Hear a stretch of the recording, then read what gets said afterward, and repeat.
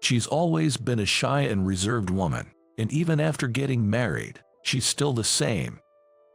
One day, she mistakenly thought she hung up the video call and, "My name is Nathan. I'm a 35-year-old businessman. That's about all there is that's special about me. If I had to add something, it's that I'm currently in the honeymoon phase of my marriage. I got married 6 months ago. My wife, Kathy, is 10 years younger than me. When we got married, my co-workers teased me a lot. I think most of it was jealousy. I'm a sales rep for a travel company. Kathy is a curator for a private art museum. I met her when she came on a work assignment to one of my clients. The first time I saw her, I was taken aback. She looked stunningly beautiful, yet there was something dreamy about her. I thought she was putting on an act, but it was just her being herself. She looks drop-dead gorgeous, but she's a bit of an airhead. Every time I discovered this difference, I fell more in love with Kathy. It took me 2 years of persistent effort to finally win her heart. She turned down my marriage proposal twice. But I never gave up. I think our marriage was a result of my perseverance. Our married life has been peaceful, and every day brings new discoveries with Kathy. My life changed completely after marrying her. Kathy's family is all about the arts. Her mom is a pianist and her dad is a painter. Her sister is a traditional American painter and her brother is a sculptor. In this family, Kathy feels like she doesn't fit in. She told me before we got married that she wasn't naturally gifted and had to work hard. She realized early on that she wasn't talented. From that moment, Kathy chose to work hard. Do you know what it's like to work so hard it makes up for a lack of talent?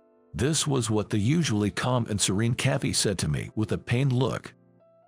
I've never felt like I had any special talent. Both my parents and siblings are ordinary. I grew up in peace without comparing myself to anyone. But I could see from her face how hard she had worked. I think I fell in love with you, no matter what. I told her, hoping to reach her heart. Soon after, she accepted my marriage proposal. Nathan, I'd like to visit my folks for a bit, is that okay? About 6 months into our marriage, she asked me this over breakfast, and I immediately agreed. It felt like a good time for her to visit home. Of course, it's fine. Go ahead, don't worry about me, I responded. To which Kathy smiled and said, thank you. Kathy's family home is in Boston. All her family members live there. I'll call you every day, she said, pointing to the laptop beside her. Even when I'm on business trips, we always make sure to video call each other every evening. This is the first time Kathy has left our home since we got married. But what suddenly happened? It seems there's some issue back at my family home. Kathy sighed with a look of concern. Perhaps their family has different problems than most. There might be a lot of things that I don't understand, but I want to be by her side as much as I can. There's probably a lot I don't get, but don't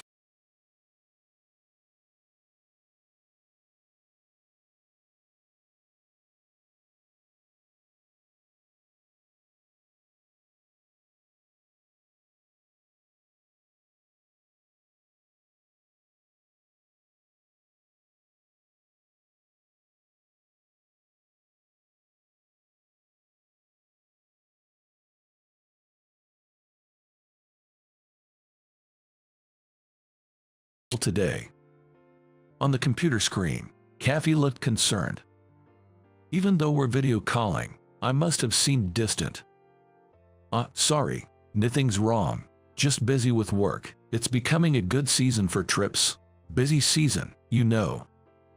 I tried to brush it off. Yet, she still looked worried and reached out her hand. I think she was trying to feel my forehead through the screen to check if I have a fever. Of course, that's impossible. but I couldn't help but adore her for being so earnest in her concern. Her quirks always made me fall for her. "Kathy, you can't really check my fever like that." "Oh, right, silly me." She chuckled, looking a bit embarrassed when I pointed it out. "We talk every day through video calls, but she hasn't told me anything about the family issue that caused her to go home." I felt like I shouldn't pry, so I've been waiting for her to open up about it. That day too, we ended the video call with just small talk. "I think it'll take a bit longer. I know you're busy, but please eat properly." Kathy ended the call with a note of concern for my well-being. I smiled and replied, "I'm good," and hung up. I always waited for Kathy to end the video call first. I wanted to see her face for as long as possible. Today, I waited for her to end the call as usual. But she didn't hang up. She seemed to have forgotten to do so. I fumbled for my phone to message her, "You haven't disconnected the video call." On the computer screen, Kathy, unaware she's still connected, started to change. "We are a married couple, so there's nothing wrong with that." I kept telling myself that as I saw my reflection on the screen. I did feel a bit guilty about it. We've been apart for such a long time. Surely, even God would forgive me for this little indulgence. With that selfish justification, I continued watching. The moment Kathy's blouse slipped off her shoulder, I froze. I had seen her secret. Come to think of it, I think it was the first time I'd seen her skin in the light. I thought we had no secrets between us. What's this? On the screen, a beautiful floral tattoo was etched on Kathy's left hand. It seemed unfinished, with only the outline visible. In my shock, I quickly shut the computer. That made me completely speechless. Was Kathy involved with someone dangerous back home? No other explanation made sense. I was haunted by that thought. From that day, our video calls became a painful experience. "Considering you're probably busy too, we don't have to talk every day," I suggested. Kathy looked surprised at my words. After a brief moment of sadness, she showed her usual smile. "You're right, Nathan. You must be busy too. I'm sorry for not realizing. I won't call every night," she said softly, and ended the video call. I felt awful, like I'd done something terrible to her, and spent the night feeling depressed. Our nightly calls stopped abruptly after that day.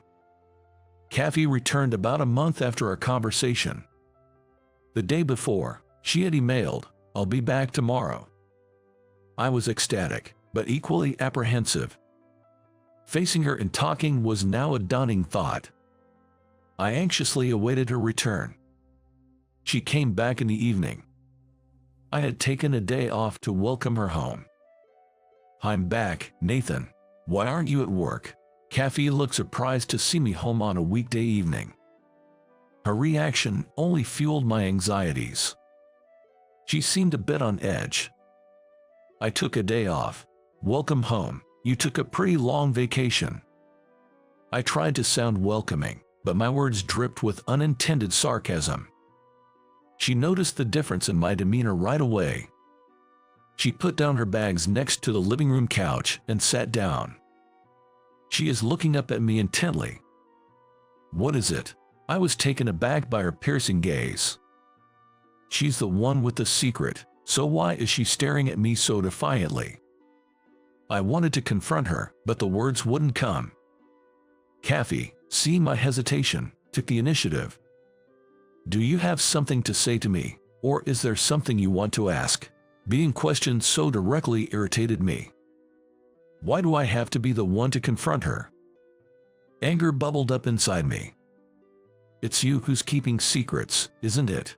Why am I the one being confronted? The roles have reversed, haven't they? I snapped back, raising my voice unintentionally. Kathy looked taken aback. "Huh, secrets from me?" The idea of her playing dumb infuriated me even more. I spilled the beans. I told her that the video call hadn't disconnected and I'd seen everything. Isn't that tattoo on your left hand a secret? You felt guilty, so you hid it from me, right? My voice grew louder without me realizing. Once I voiced my doubts, there was no stopping me. Kathy's puzzled face only made me angrier. Guilty about what? About this. She rolled up her sleeve to show the tattoo. The once unfinished tattoo was now complete. I don't know all the details, but it was just a beautiful carving.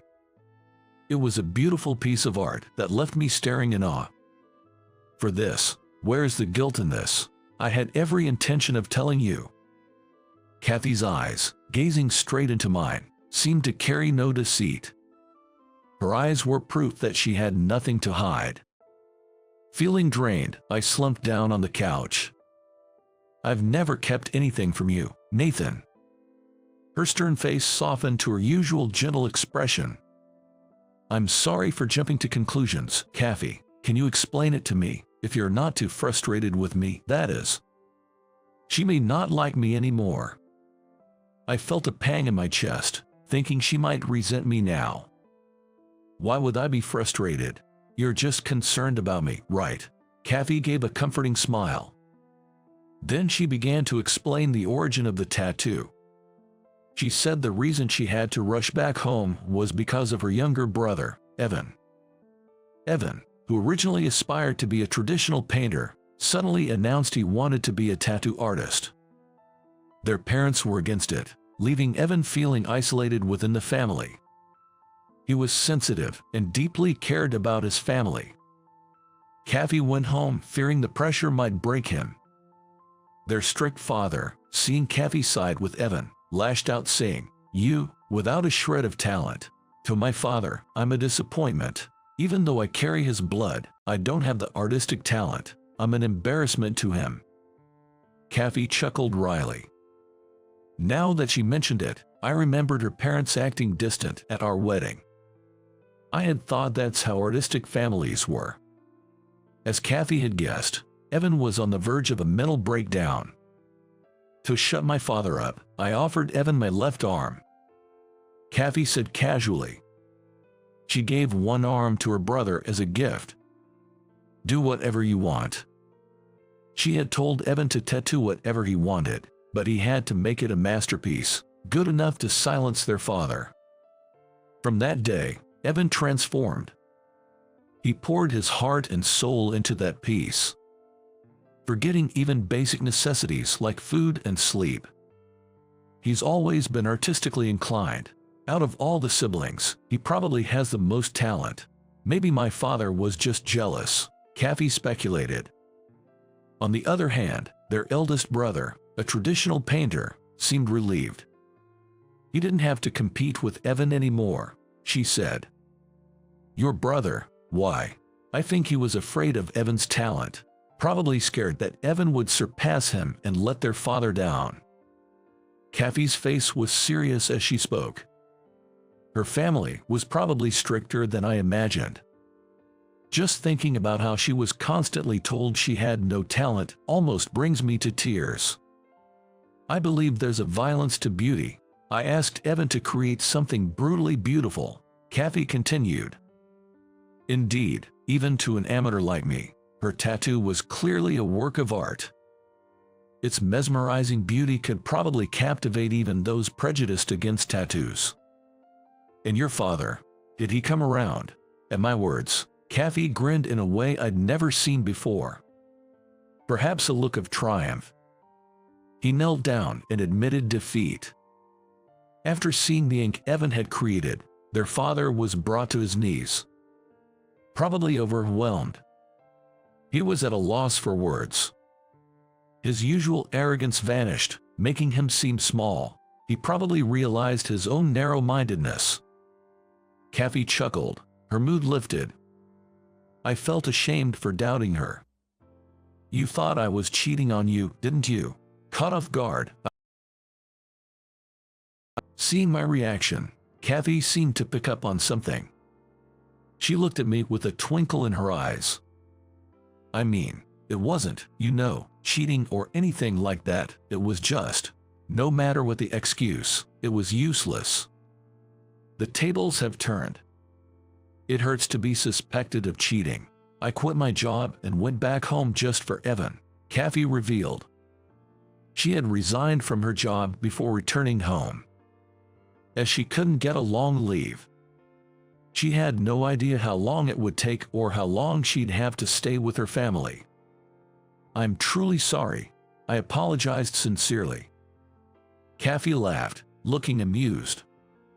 Then I'd like you to make it up to me, she said playfully, handing me a bunch of brochures. I'd love to spend some quality time with you, Nathan. Maybe at a hot spring, enjoying delicious food and taking long baths. The brochure offered was a travel brochure.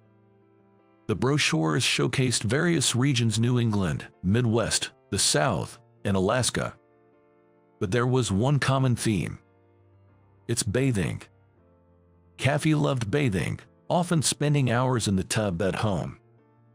She was mentally exhausted after dealing with her family's issues and wanted a relaxing getaway. Got it, look forward to it, I reassured her. Kathy nodded happily. Then again, she said, I'm home.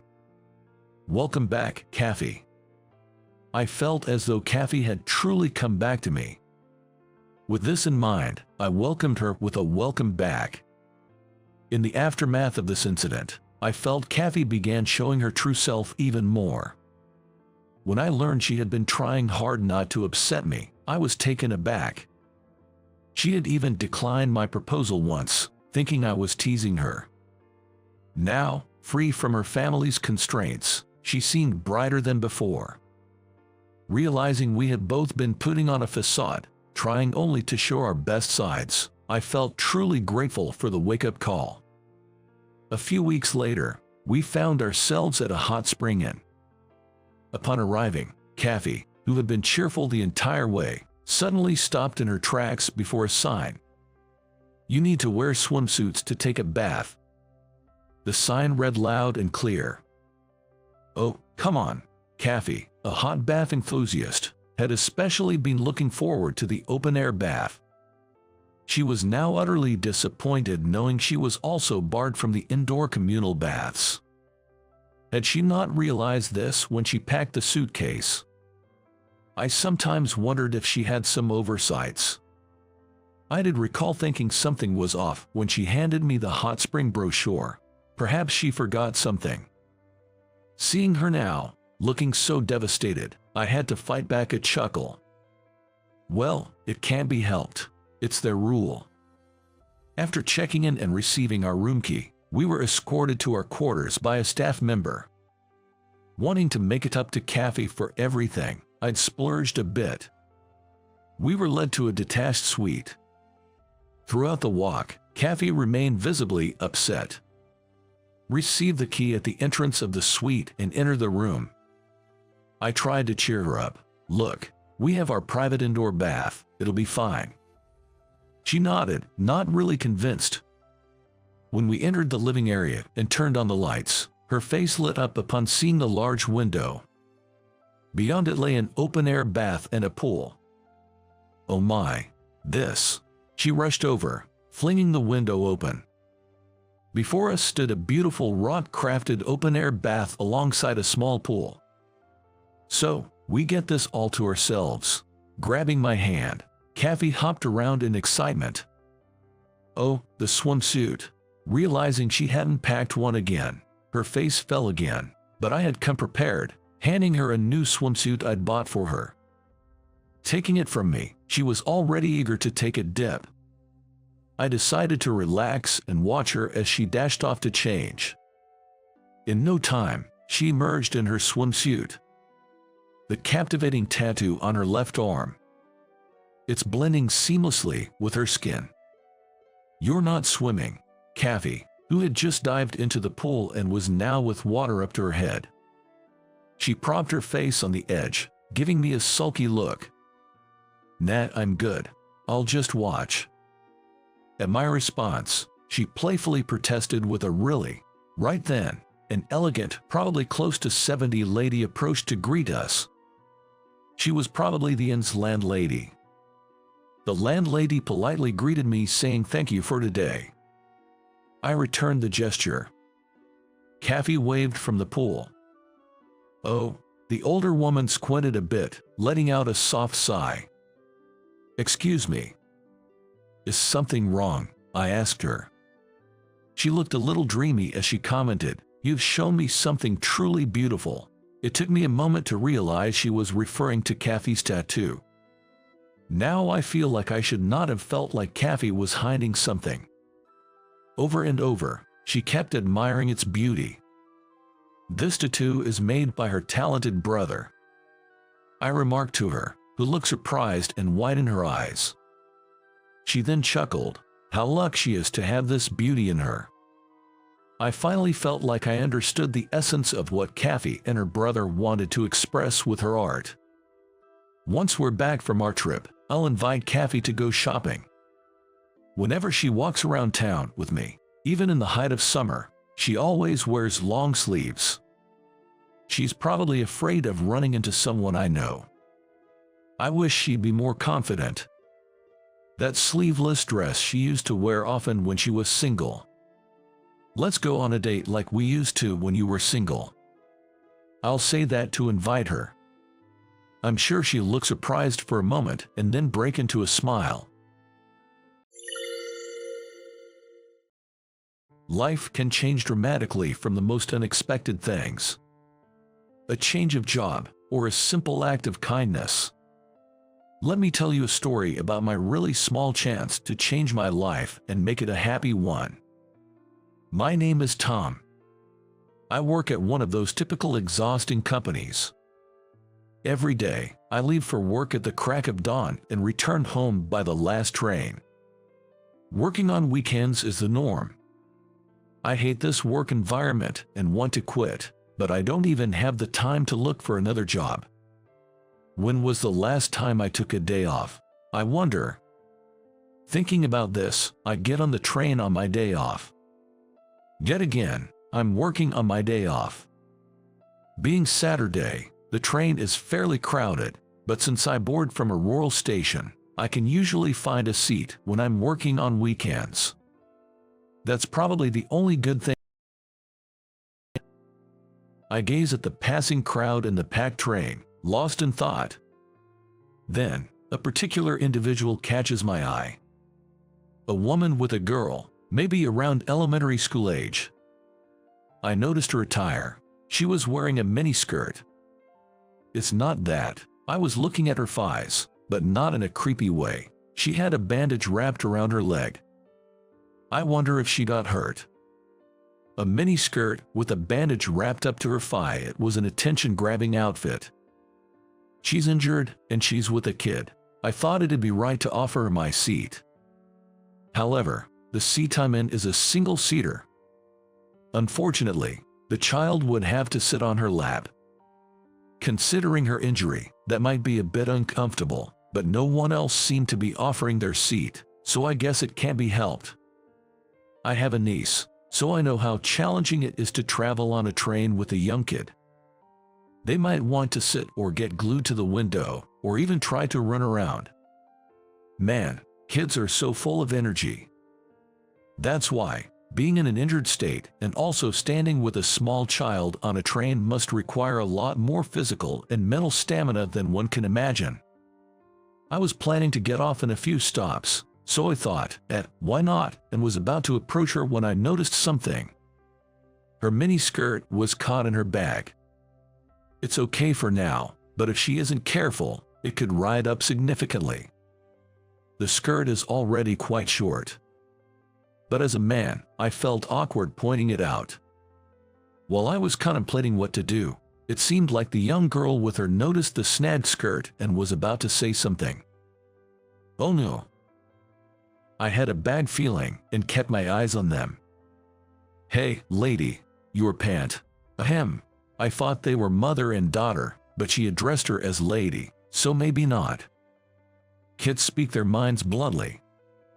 If the skirt flipped, it would reveal more than intended, causing embarrassment. I interrupted the girl with a loud cough. The woman looked at me, puzzled. Thinking this was the right moment, I stood up and offered my seat to the woman. "You're injured and you have a child with you, so please take a seat." "Oh, thank you so much. Also, your skirt is..." Using deliberately vague words, I informed her about the snag, and she hastily fixed her skirt. She looked embarrassed, so I pretended not to notice and decided to move away from her vicinity. It can be a little awkward being close to someone you've just exchanged seats with, after all. With that thought, I moved away from my seat and got off a few stops later. Doing that little good deed had somewhat lifted the gloomy mood from having to work on my day off. A month later, I was heading for an interview at a company. I had always thought about quitting that exhausting company, but never imagined they'd let me go due to poor performance. It's what you'd call downsizing. This was unexpected, and I suddenly lost my job. I couldn't be picky anymore. Technically, my previous company was a major one, and my base salary was decent. They didn't pay for overtime though. The companies interviewing today will honestly pay less. However, it's a mid-sized company with a proper system for overtime pay and benefits. Even if the salary is a bit lower, I decided to have a more humane life. If I destroy my health, it won't benefit anyone. With that determination, I went for the interview. It being a small company, both the HR representative and the CEO were present, and then, "You were, from that time, right?" "What?" To my surprise, the CEO was the miniskirt-wearing lady from the train. She still had a bandage, but it covered a much smaller area now.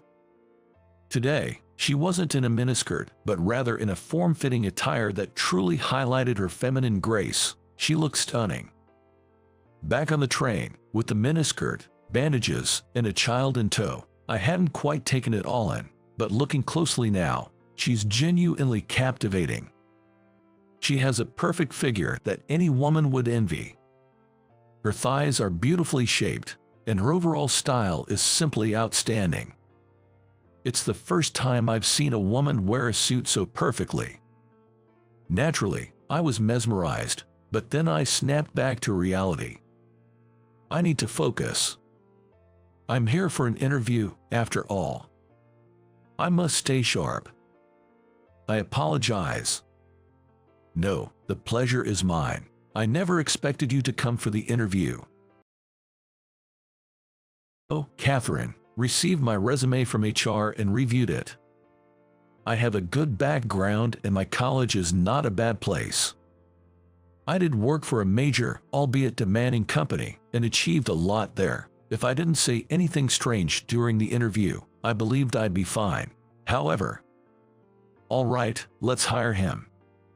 What? To her surprising words, I let out a gasp, and the HR guy simply responded with, "Understood," handing me the contract with a practiced ease. Wait, what just happened? Excuse me. Seeing my confusion, she added, "Your background is impeccable, and, especially in this day and age, it's rare to find someone who'd quietly offer their seat." The CEO chuckled. And just like that, I landed a job in one go.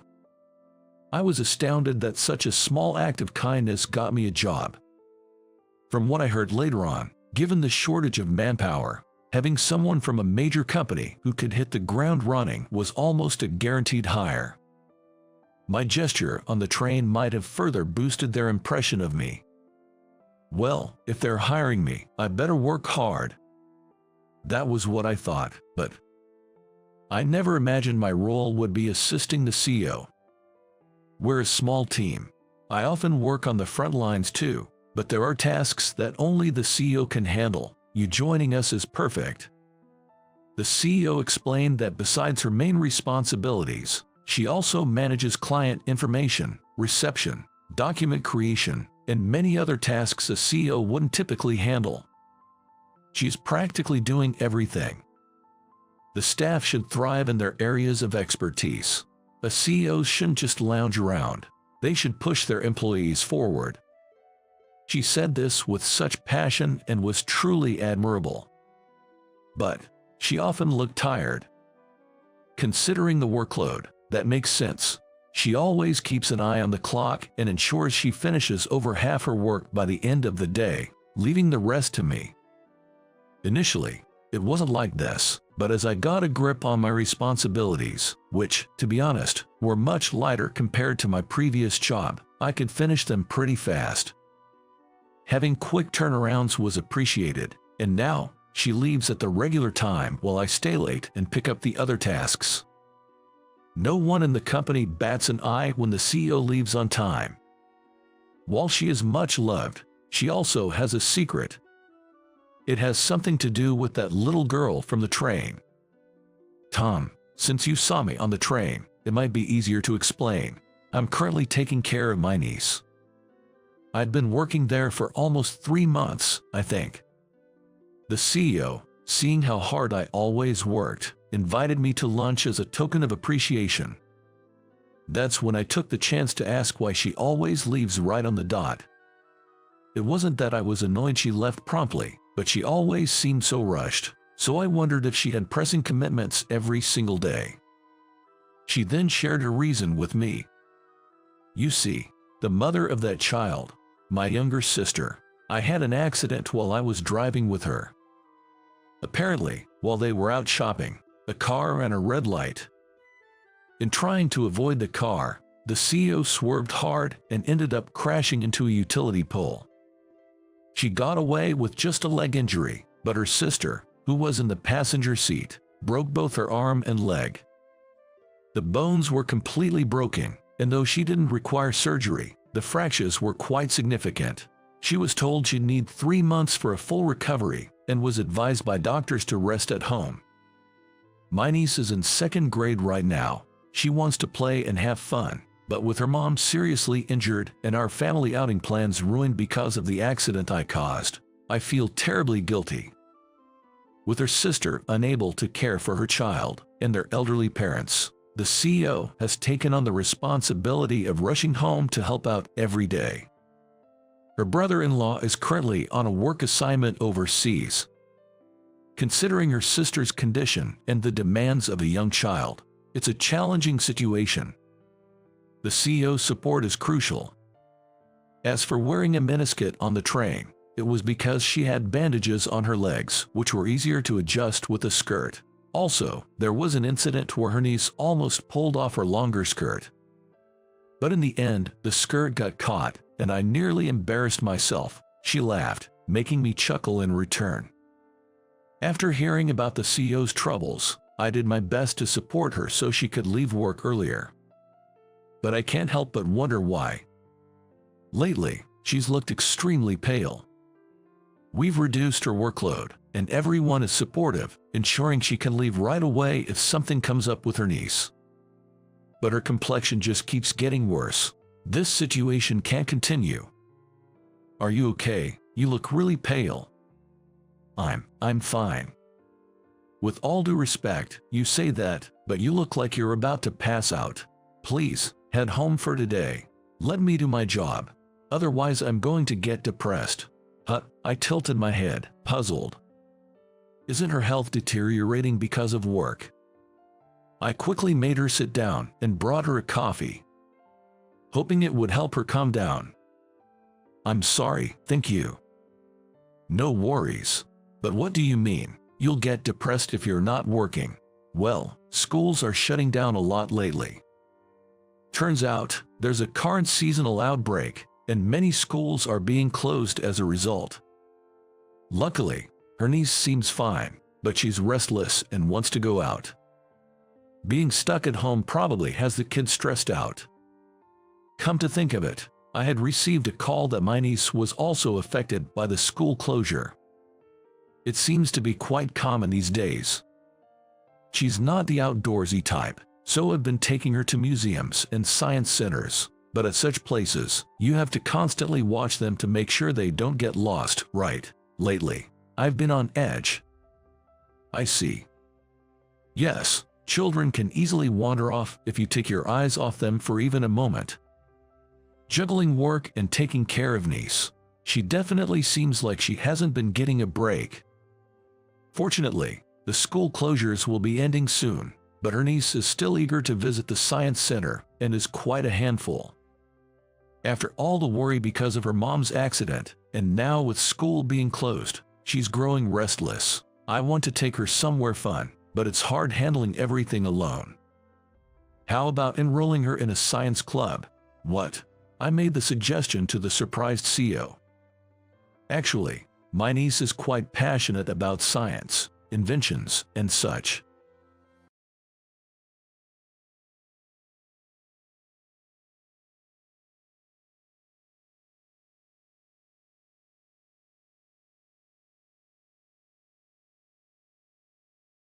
Large experimental tools to have fun.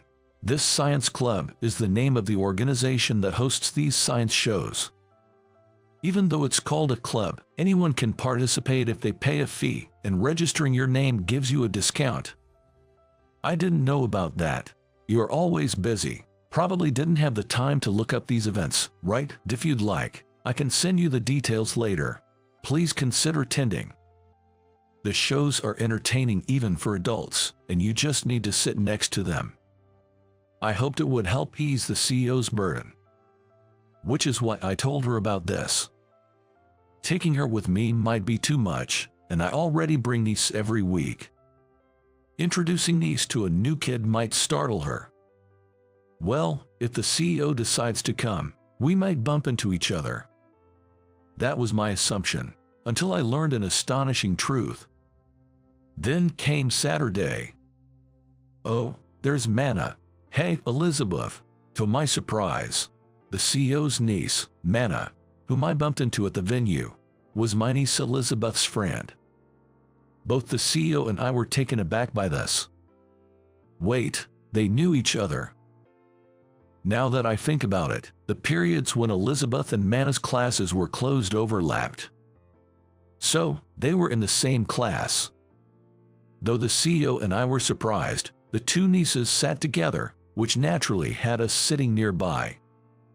Today's science experiment show involved freezing roses with dry ice, and the kids enjoyed it, their eyes sparkling. Manna was thrilled, and Elizabeth seemed happy to have a friend there. They promised to come back next week to watch the show. That means we'll meet here again next week. The CEO and I ended up seeing each other almost every day, both at work and outside. I'm sorry for suggesting this. It's fine. In fact, I'm grateful. Manna has been looking forward to coming here, and she's been smiling every day. I couldn't have managed this alone. So, thank you for inviting us. The CEO, still in her miniskirt, said with a smile. Her smile was incredibly charming and beautiful. I couldn't help but keep looking. But this situation is only temporary. Once the CEO's sister recovers. The thought made me feel lonely. However, our weekly meetups continued. Even after the sister recovered. Apparently, the CEO decided to keep accompanying Manna to the science experiment shows. I started this, and besides, you come here too. Wait, what? You know how I'm tough and intimidating at work. In my personal life, I'm quite a mess. But Tom, you've always treated me the same way despite that. She said, blushing. Seeing her in such an adorable state made me shy away. I couldn't help but smile, but I wasn't going to just sit there and not act on these feelings.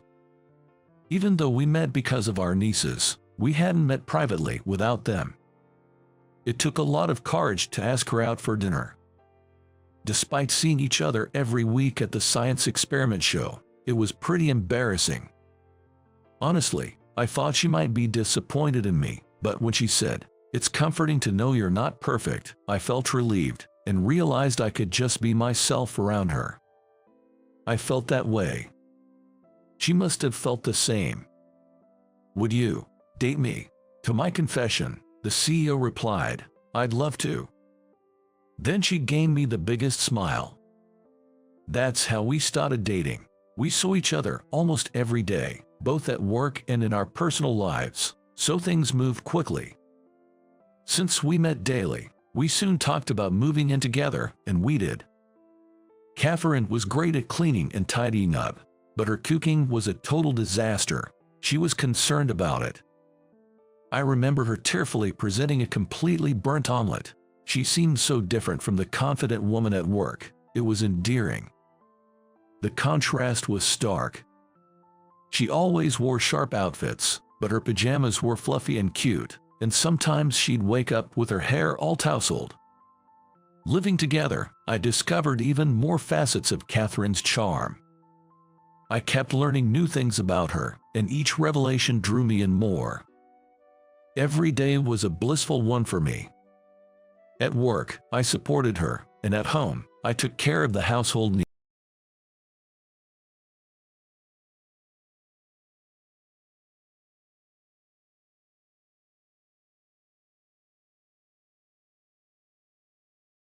Support you for the rest of our lives.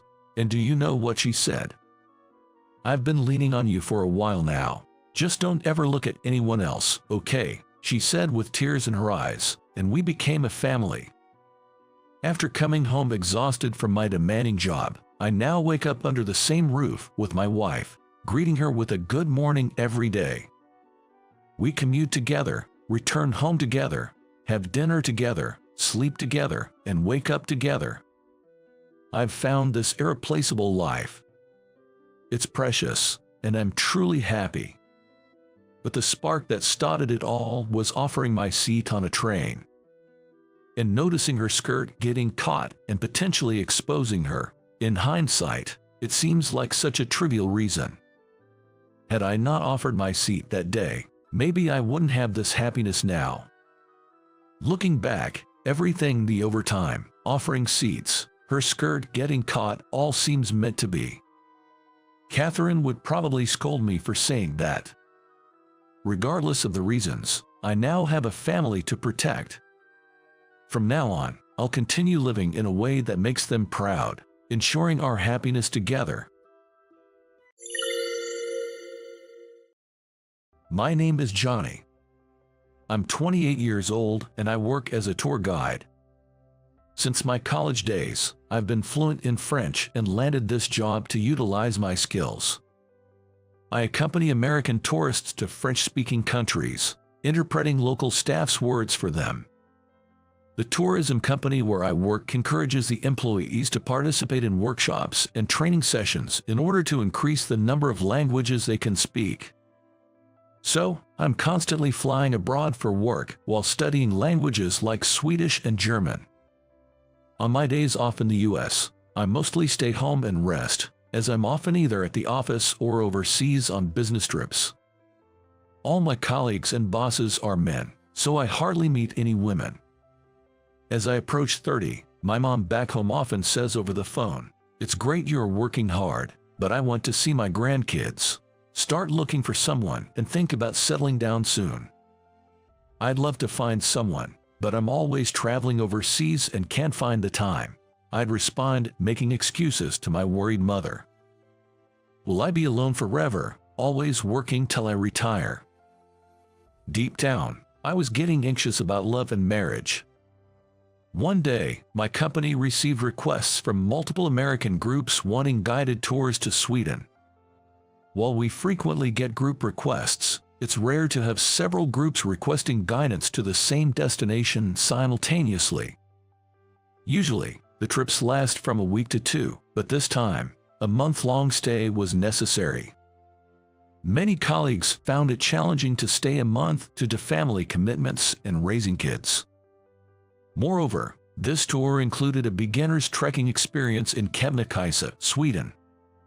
Although knowledge and experience in trekking were required, most of the trekking experienced staff were out on other mountain tours. I'm well versed in trekking and have a lot of knowledge in the area. So, it ended up being just me and my boss covering the multiple groups in Sweden for a month. A month is such a long time, and even preparation is a huge task. I wish I could have said I had family commitments and declined. With these thoughts, I reluctantly prepared for the guided tour. I wasn't enthusiastic about the troublesome 1-month stay in Sweden. But little did I know, I'd meet the love of my life there. Once in Sweden, I was busy every day guiding group after group. Usually, the tours finish in a week or so, but as one group left, another was waiting. With back-to-back trekking tours, I had no time to rest or enjoy the scenery. Finally, the day to guide the last tour group arrived. Once I finish with this group, all I have to do is buy some souvenirs and head home. With that thought, I felt invigorated. I even found time to chat with the tourists and enjoy the breathtaking views of Kebnekaise that I hadn't noticed before. As I was guiding, feeling like one of the tourists, a local woman approached me. "Are you American? Are you on vacation?" She spoke English with a slight accent. Her name was Alice. She loved trekking and saunas and was curious about the hot springs in America. She was interested in traveling to America and could speak a bit of English. She occasionally spoke in English, but mostly in her native tongue. I connected with her as I interpreted her words for the group. In America, there are inns that also feature saunas and campgrounds. Please visit if you get a chance, I conveyed. Her eyes sparkled as she said, "Really? I'd love to." Even for casual conversation, she responded with a bright smile, her cobalt blue eyes shining. Seeing this, the tourists chimed in. "You should come to the US. We have great hot spring resorts. This one's my favorite."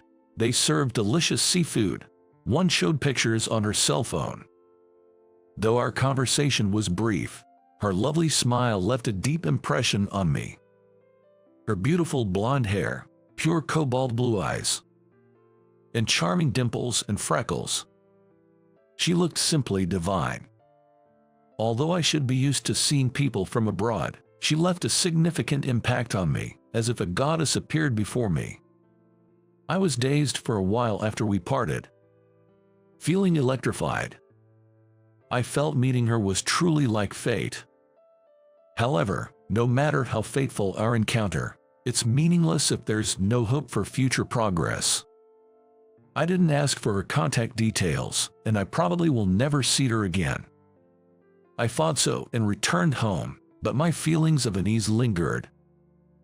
If only I had asked for her phone number then, I could have contacted her and heard her voice again. Regretting such thoughts, I let out a pathetic sigh. I hated being in this constant state of hesitation, so I convinced myself that meeting her wasn't fate after all, just to appease my mind. Even if I could contact her, international calls are expensive, and it wouldn't last. Moreover, substantial travel expenses would prevent regular meetings. Even if by some chance I could date her, there's no way I could match her outstanding style. I am 5 feet 9 inches tall and naturally slim, weighing around 132 pounds. She is tall too, just a bit shorter than me. And even through her bulky mountaineering wear, her prominent features were evident, and her waist was slender. Compared to her well-proportioned figure, I am generally skinny and frail-looking. Even if I could date her, there is no way we would be compatible. Thinking only about the negatives, I tried hard to give up my love for her, but I just couldn't forget her. After returning to the States, one day during a break, my boss, noticing my demeanor, voiced his concern. "What's going on? You've been down lately." "There's nothing wrong, I'm fine." Caught off guard by his sudden question, I hurriedly feigned composure, but it seemed pointless. Smiling wryly and with a distant look, my boss said, "Cut it be. You can't forget the woman you met on our last Sweden tour." How did he know? I muttered in my mind, looking up at him, eyes wide. I meant it as a joke, but did I hit the nail on the head? The boss, wearing the same expression, looked at me curiously. The atmosphere became slightly awkward. Then, regaining composure, he smiled and patted my shoulder. She was beautiful and very cheerful. Even I was charmed. But she's a local tourist. Meeting her again would be difficult. I understand it's hard to forget, but you need to focus on work. Switch gears and keep pushing. Yes, I'll do my best. Giving a feeble response, I returned to my afternoon duties. Thinking back, since the Sweden tour was guided by just me and the boss, he must have observed everything. Blinded by the moment, I didn't realize such crucial details. I felt pathetic once again. Several days later, my boss made me an offer. If you keep working with that gloomy face, customers will start to worry. Let's go drink and you can share your worries and complaints on our next day off. Saying so, he showed me a brochure of a seaside inn. It offers barbecue with fresh seafood, unlimited local drinks, and an unisex open-air bath with a sea view. My woes from a broken heart were completely overshadowed when my boss suggested a seaside trip with fantastic conditions. I said, "Thank you so much for inviting me to such a marvelous spa resort," and I bowed my head deeply to my boss in gratitude. "So it's settled. I'll contact you later about the details," he said and returned to the workplace with a smile. The boss attentively watches over his subordinates, is approachable, and shows casual consideration. He is kind and listens to work and private concerns without showing displeasure. Since joining the company, I've consulted with him about work and gone out for drinks a few times. However, this is the first time going on a private overnight trip on the weekend with him. Excited yet slightly tense, the day of the seaside trip arrived swiftly. At the meetup, it's the usual station where the boss and I meet for international tours. And on this day, the boss carried his usual large work bag. Wait, was today supposed to be a work day? The situation resembled work too closely. Without the expected tension, we headed to the station platform making light conversation. Soon after boarding the train, we switched to a bullet train. We ate our packed lunches, and the boss fell asleep. While I was playing games on my phone, I also became sleepy and woke up startled to the boss's voice, saying, "Hey, we've arrived." Rubbing my sleepy eyes, I got off and saw a familiar woman on the platform. "You gotta be kidding. Why is she here?" I mumbled to myself in surprise, and at the end of my gaze was the Swedish girl I secretly admired from work, standing on the platform. Beside me, my boss was also wide-eyed, saying, "Why is she here? This is the station closest to the famous hot springs town." A lot of tourists were gathered, and she seemed to disappear into the crowd. Drawn to her, I naturally walked forward until our eyes met. Then she ran over to me as soon as our eyes met. "It's been a long time. Why are you here?" My voice trembled with tension. Then, she suddenly blurted out something unexpected in a flustered manner. "I couldn't get a reservation at the hot spring inn. I have nowhere to stay tonight." I was perplexed, and she continued, "You telling me about American hot spring inns is what made me decide to come to America, which I've wanted to visit for a long time, but it seems the language barrier was an issue, and when I checked on the day, there were no reservations." Saying so, she held her head in distress. My boss looked at her phone screen and said with a smile, "It's the inn we're heading to. Would you like to join us and we can help you check in?" Then she smiled and said, "What a coincidence. Let's go together. How many days are you planning to stay?" "Just 1 night and 2 days. We also have the same 1 night and 2 days. "Why not join me?" she suggested with a beaming smile. At her proactive response, my boss and I exchanged dry smiles. "I don't mind at all," muttered my boss. "You know, it's an unisex bath hot spring," I timidly told her. "Unisex bath, so we can bathe together." She seemed not to mind at all.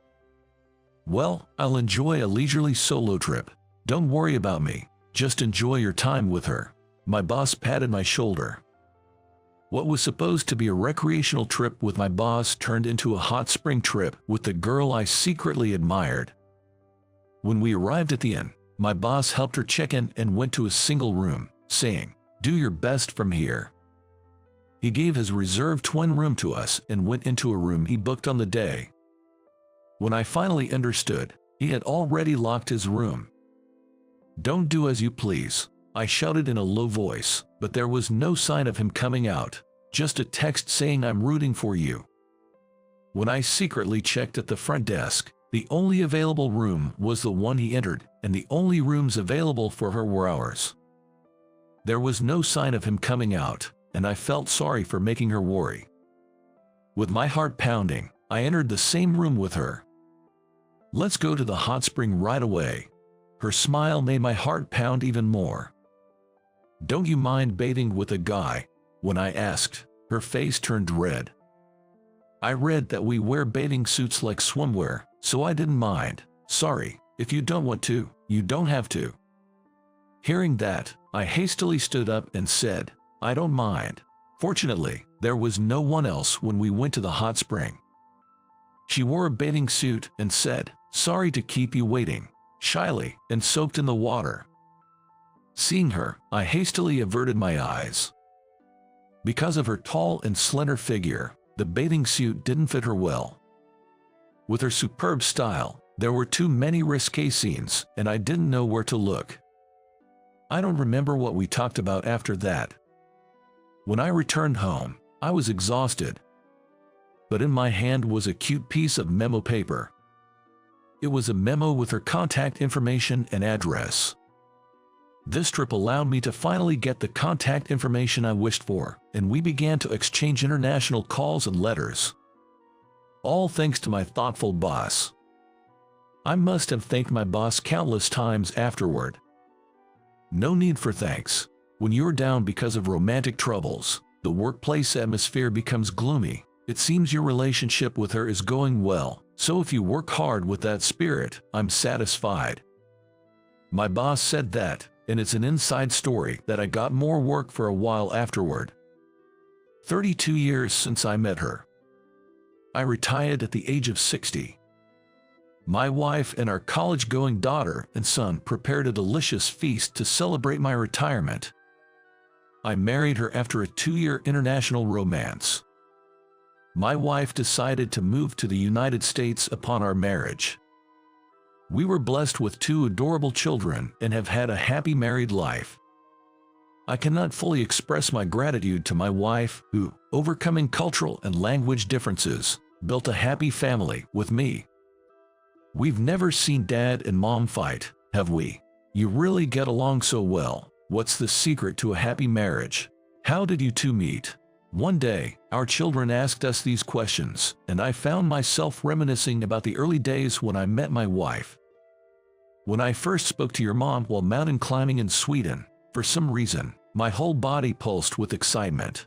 Even after returning home, I couldn't forget her smile and gentle voice. When we unexpectedly met again, it felt like a dream. I shared the story of meeting my wife with our children, advising them to seek your destined encounter to share unwavering love throughout your life. Hearing my story, my wife blushed just like the first day we went to a hot spring in together. Her endearing charm and my love for her haven't changed after so many decades. I hope to continue living harmoniously with my wife while watching our children grow. May I do this? A woman sitting across from me at a party said that to me. Caught off guard by her invitation, I was baffled, but she seemed resolute and proceeded with her actions. My name is Thomas. I'm a high school graduate who started working right away, and I'm an introvert. It's been a while since I graduated, but I usually stay at home. Everyone says I'm odd, but I don't care anymore. I've been hearing that for a long time, and to be honest, I'm used to it. But I wasn't always this introverted. I used to be active and run around outside until I was in elementary, and I even played soccer in middle school.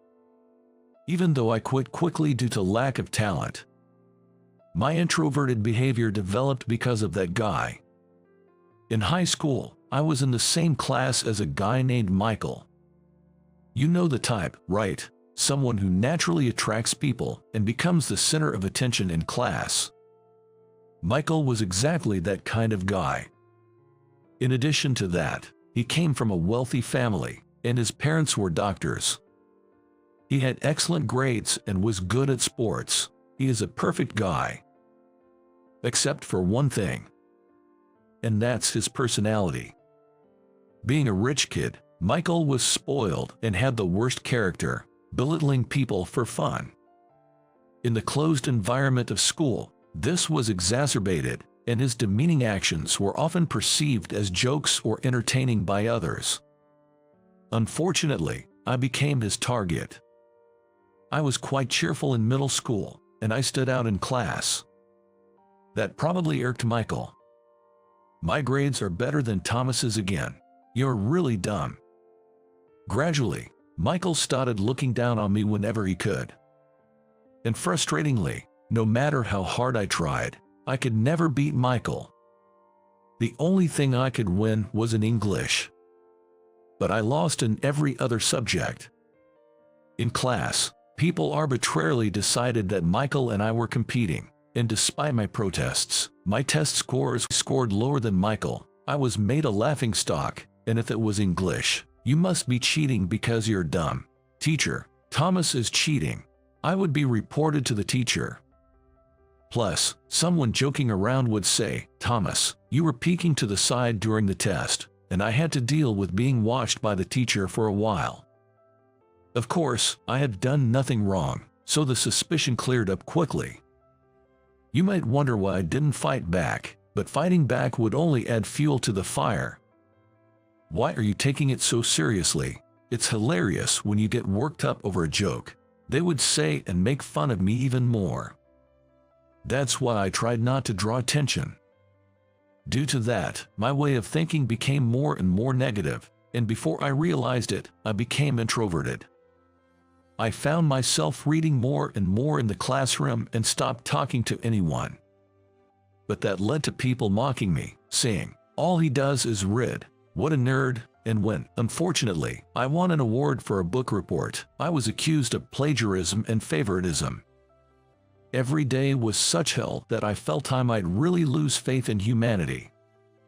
But there was someone who supported me through all this. Hey, Thomas. On my way home, someone called out to me at the station. When I looked, a charming high schooler in a blazer was waving at me. Her name is Jessica.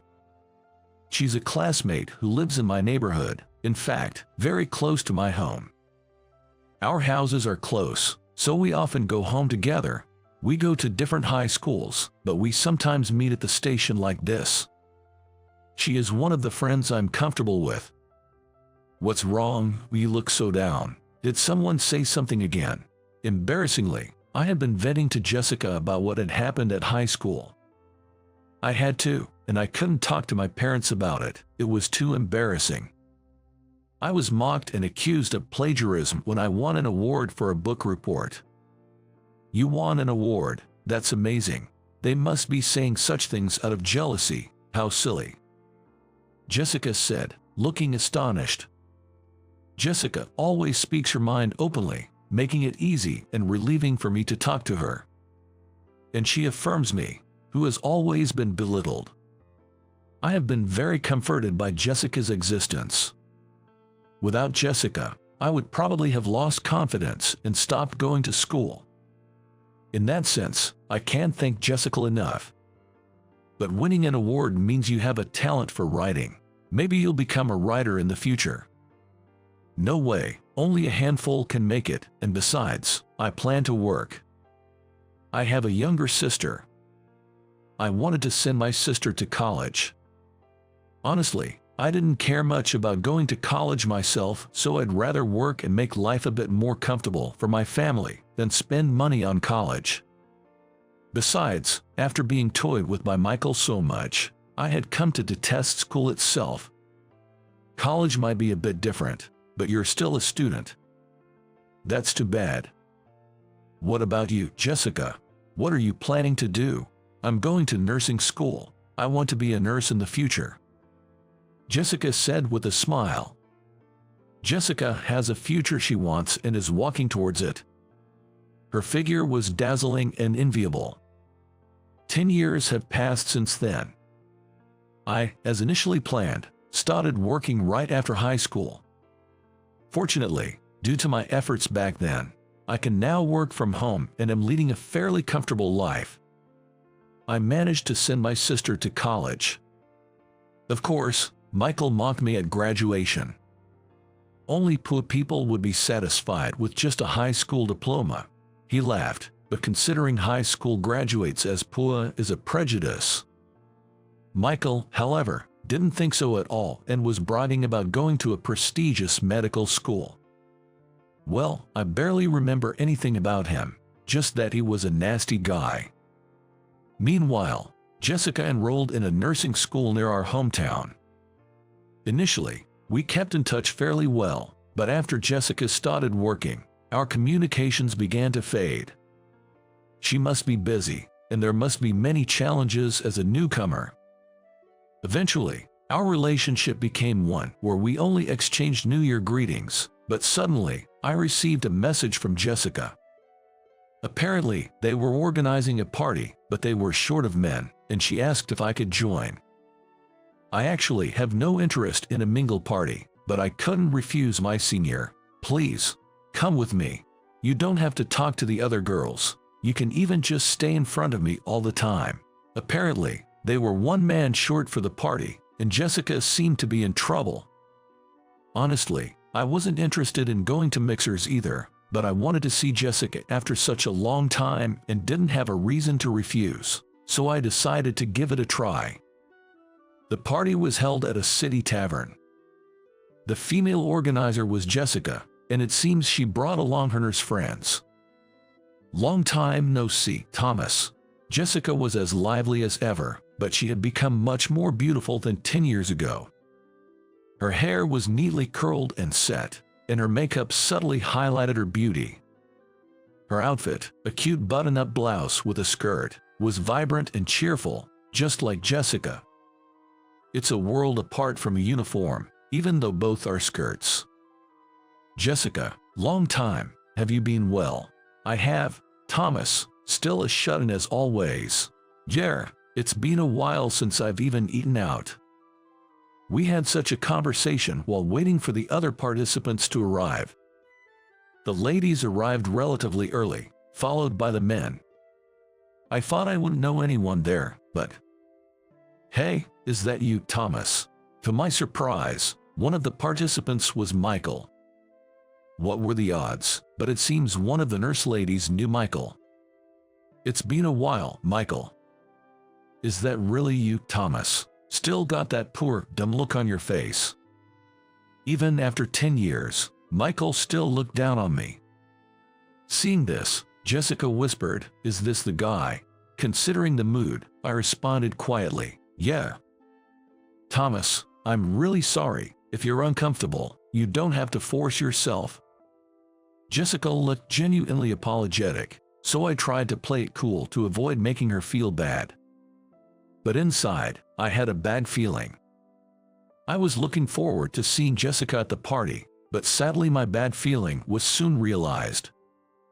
So this guy's a fool, got caught cheating and all. That's why he flunked college and only has a high school diploma.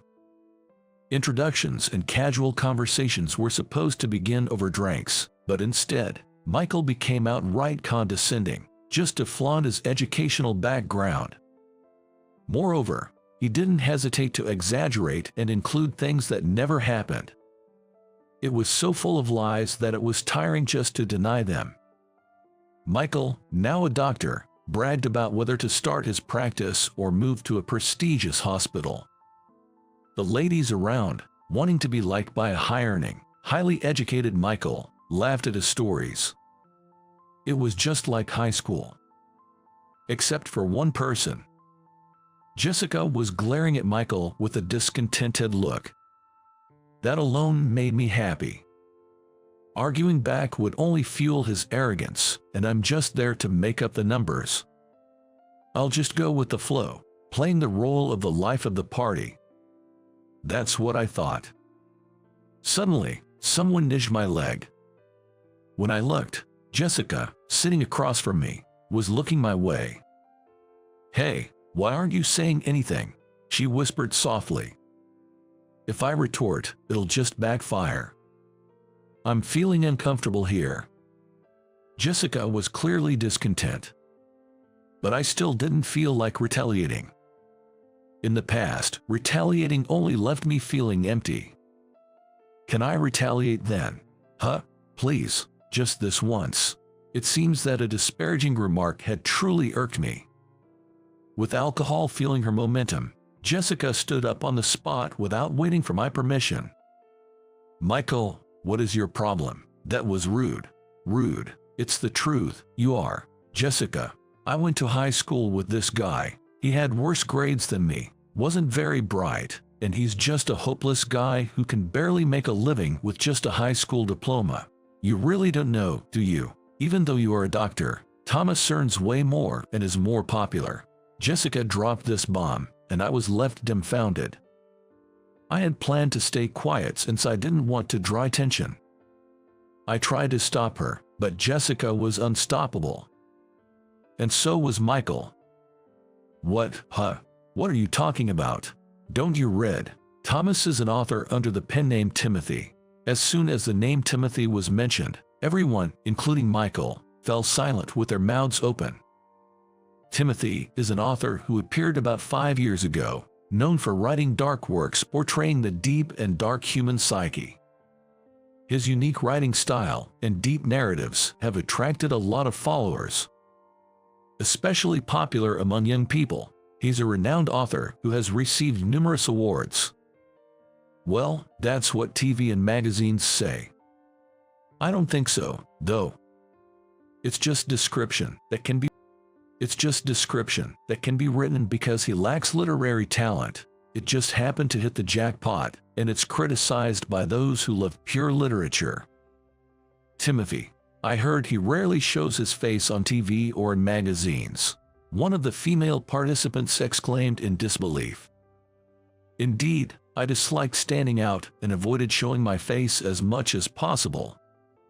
But it seems someone had found one of my rare photos, and they were comparing the photo on their cell phones to me. Wow, it's really him. Awesome, I'm a fan.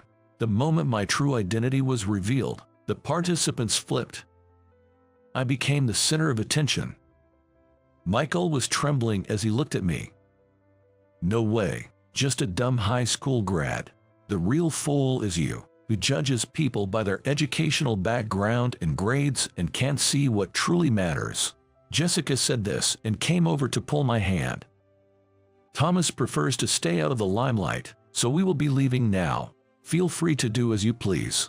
I only participated because I was asked by a senior. I don't want to share the air with such a lowly man. Jessica said this and dragged me out. Honestly, I wanted to escape from there, so it was perfect. Phew, I feel relieved.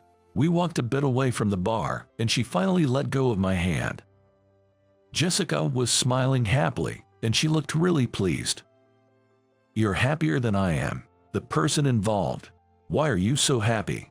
Because you've been working so hard, and seeing that belittled made me upset, so being able to say what I wanted felt refreshing. Jessica and I kept in touch for a while.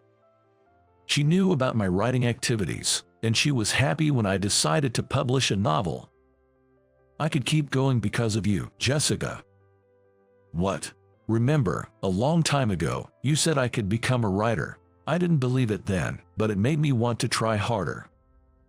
I wanted to be by the radiant Jessica, stepping into the future, so I started writing while working and applied to open calls. That's how I managed to make a living, but I wouldn't have taken this path without Jessica's words. So, haha, I could be of help to Thomas. You've been helping me since a long time ago. Really? Haha, this is embarrassing. Jessica said, blushing. It seems a message has arrived on Jessica's phone, and she pulls it out of her purse. However, in doing so, she snags something inside her bag, causing items to tumble out. Dropped something. Oh, what had fallen was a book. It was a collection of short stories by a budding author, my first piece after debuting. At this time, however, I was still unknown, even using a different pen name. The works from this time aren't interesting at all, and I changed my pen name because I didn't want them to be associated with me. Even fans of Timothy wouldn't likely come across this work. As I picked it up, she started to panic. "Oh, that's not it. I'm not like a fan or anything. A friend just lent it to me."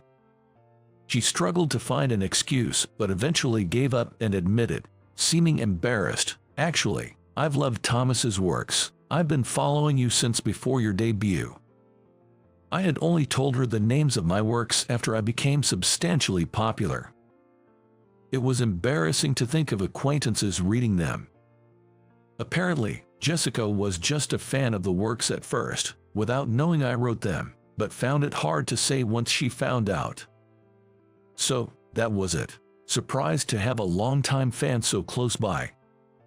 "Stop teasing," Jessica said, pouting, but she was holding the book carefully in her hand. Since then, Jessica and I started to contact each other more frequently. She would even report to me when she bought my new releases, which was a bit embarrassing. But being able to see a reader's reaction immediately is invaluable. In my latest work, I featured a woman modeled after Jessica, a childhood friend of the protagonist, who, despite various difficulties, eventually gets together with him. For me, it's quite a different atmosphere from my previous works. Wonder what you will say after reading it. Would she notice my roundabout confession? There was such anxiety, but it's so like Thomas, really. Meeting at a cafe on her day off, Jessica had brought my new book, looking somewhat exasperated. "This is about me, isn't it? Too obvious." "Haha, well spotted, loyal fan. So, can I have your response?" Making me say it, "That's unfair." Saying so, she pursed her lips and said, "I love you. You know it. What about you, Thomas?" Asking my feelings again. Usually a recluse writing novels, I decide to be sincere at times like this. "Of course, I love you too." Not in writing, but in words, I told her so.